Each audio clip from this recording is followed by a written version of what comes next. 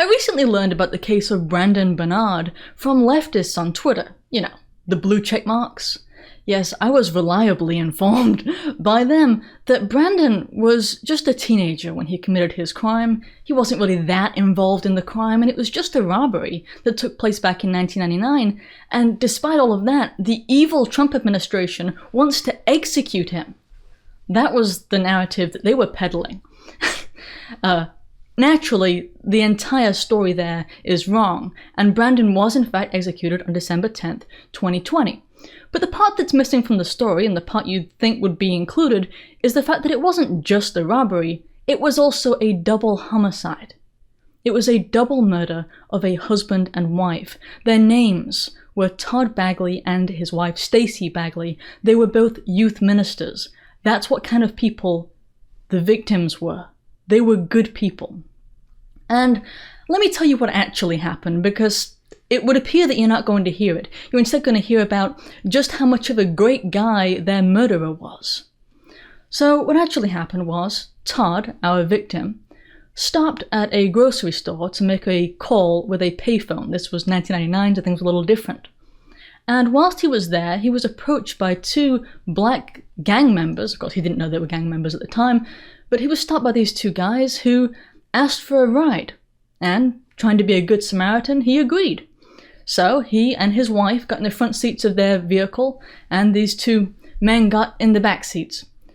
And they started giving directions, and Todd followed, until eventually, one of the guys in the back seat, one of these aggressors, pulled out a pistol and pointed it at Todd's head. It was a .40 caliber handgun.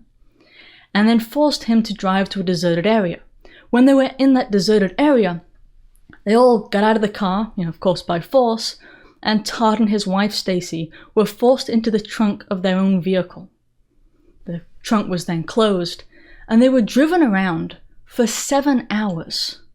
And honestly, I don't think we can even imagine what that would be like. Just how horrifying that would be to be kidnapped, not knowing what was going to happen in the trunk of your own car, as presumably your muscles would start cramping up. You'd be in physical pain, in addition to the terror. But what they did, what these two people did in the back, was they started preaching to their kidnappers. They started trying to talk to them about Christ. Again, that's what kind of people they were, the victims. But after this 7 hours was over of bouncing around in the back and of the cramping, of the terrifying experience, they were driven to another deserted area. And at this point, one of the gangsters shot both Todd and Stacey in the trunk of that vehicle. Todd was apparently killed from that gunshot wound. Stacey wasn't. Stacey was still alive. And it was at that point that Brandon Bernard, who I mentioned earlier, our gangster, he doused both bodies with lighter fluid.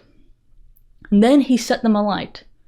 Stacey, just to remind you, was still actually alive. And the official cause of death was smoke inhalation. We don't know if she was conscious or not. I can only hope that she wasn't. This crime was horrific. It was premeditated. They had planned this whole thing out. Not only that, they had lots of opportunities to stop. Brandon, the criminal here, who was just executed, he had apparently about 9 hours to do something, to do anything, to not comply, to not douse them in lighter fluid and set them on fire so their bodies were not recognizable. But instead, that's exactly what he did. And now you've got leftists on Twitter heralding him like he's some kind of a hero, or at least like he was just some kind of a, 18-year-old in the wrong place. That's really what they're going with. He was just a teenager. I mean, I've been 18. I've made stupid decisions. At no point have I ever killed anybody or doused them with lighter fluid or tried to burn their bodies beyond recognition. And if I had, I'm pretty sure nobody would think that it was just because I was 18 and just so young. 18 isn't so young that you can't, grasp the implications of that. But I do have to ask that what would happen to these leftists, what would happen to their argument if the races here were reversed? Todd and his wife Stacey were white, all of the aggressors were black. what if the reverse had been true?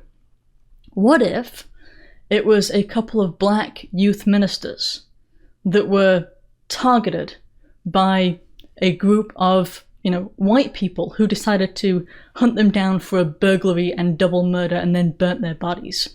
Would you have the same group of people petitioning for clemency, requesting that the Supreme Court vacate their sentences, requesting that President Trump let them off? I don't think that you would. And I don't think you'd have people saying things like, well, he's really sorry, which is what we had in this most recent case. He's sorry. As if that just kind of eliminates the whole thing.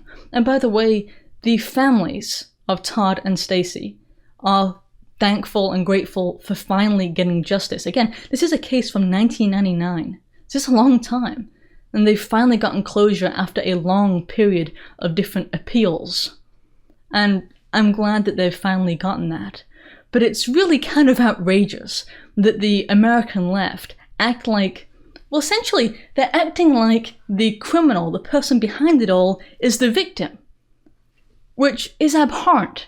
And everybody would know that it was abhorrent if they just looked at the details of this case. You only think that it's not if you think, well, my goodness, just a robbery that someone did at 18 and he's being given the death penalty? But that's the way they wanted to frame this.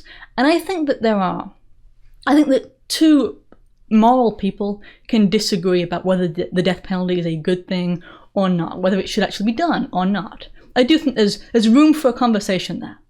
But if the death penalty is to be done, I can think of fewer cases more deserving than this one. Wait, if you enjoyed that video, please remember to like and share. I can't grow without you. Also, if you want to be reliably notified of new videos, don't forget to subscribe to the newsletter. If you're able to support the production of these videos, I'd appreciate it if you'd subscribe at Subscribestar, or maybe get one of the healthier products, or even get some merch.